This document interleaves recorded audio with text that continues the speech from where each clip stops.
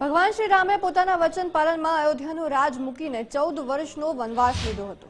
ત્યારે ભગવાન રામના વચનો સાથે અને તેમના પથ પર ચાલનારા દેવસિંહભાઈ માલીવાડ પ્રાણ જાય પણ વચન ન જાય તે રીતે પોતાના જીવનના 35 થી વધુ વર્ષો રામ ભક્તિ અને રામને સમર્પિત કર્યા છે। હાલમાં સમગ્ર દેશમાં રામ મંદિર પ્રાણ પ્રતિષ્ઠા મહોત્સવને લઈને ઉત્સાહનો માહોલ જોવા મળી રહ્યો છે। તો મહીસાગર જિલ્લાના લુણાવાડા તાલુકાના જરખવાડા ગામના વતની દેવસિંહભાઈ માલીવાડ ભગવાન શ્રી રામના પથ પર ચાલી રહ્યા છે। વર્ષ 1990માં કાર સેવકો સાથે દેવસિંહભાઈ અયોધ્યા ગયા હતા। ત્યાંના દ્રશ્યો જોઈને તેમણે એક પ્રતિજ્ઞા લીધી હતી કે ભગવાનનું ઘર બનશે ત્યારે હું અયોધ્યા આવીશ અને મારી દાઢી અને મૂછ ઉતારીશ। તેમણે ગામે ગામ જઈ ભગવાન શ્રી રામ દરેક લોકોના હૃદયમાં જીવિત રહે તે માટે ધૂન ચાલુ રાખી છે। ત્યારે હવે આજે 35 વર્ષ બાદ તેમની પ્રતિજ્ઞાનો અંત આવતા આનંદ અને ઉત્સાહની લાગણી તેમના મુખ પર અને ગામના લોકોમાં જોવા મળી રહી છે। હવે દેવસિંહભાઈ અયોધ્યા પહોંચી પોતાની પ્રતિજ્ઞા પૂર્ણ કરશે। એ વખતે આ મસ્જિદ તોડવાનો ઉકેલ ન હતો, પણ અમે એના કાર સેવામાં જોડાયા હતા।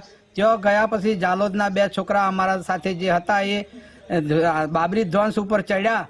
પોલીસનો ગોળીબાર થયો એ વખતે આ બંને છોકરાનો નીચે પડ્યા, એમનો પ્રાણ ત્યાગ હું જોઈ અને મને એટલું બધું દુઃખ થયું કે એ ભગવાન પ્રભુ જો રામના કાજે આ બંને જો છોકરાનો જો પ્રાણ ત્યજ્યો હોય તો આજથી જ્યારે અયોધ્યા મંદિર ન બને અને બનશે ત્યાં સુધી હું મારી દાઢી જટ્યા ઉતારીશ નહીં। જાલોદના 2 બંધુઓ જે પોલીસના ફાયરિંગમાં ગોળી વાગતા એ નીચે પડ્યા અને જે એમણે પ્રાણ ત્યજ્યો એ ક્ષણ એમણે રૂબરૂ જોઈ અને એમણે ત્યાં જ એક પ્રાણ લીધું કે આ કોઠારી બંધુઓએ જે હિન્દુ ધર્મ માટે બલિદાન આપ્યું છે, તો હું પણ એક સંકલ્પ કરું છું કે આ રામલલ્લા ભગવાન જ્યારે મંદિરમાં અયોધ્યામાં બનશે અને એ બિરાજશે, એમની પ્રતિષ્ઠા થશે, ત્યારે જ હું મારી દાઢી જતા ઉતારીશ।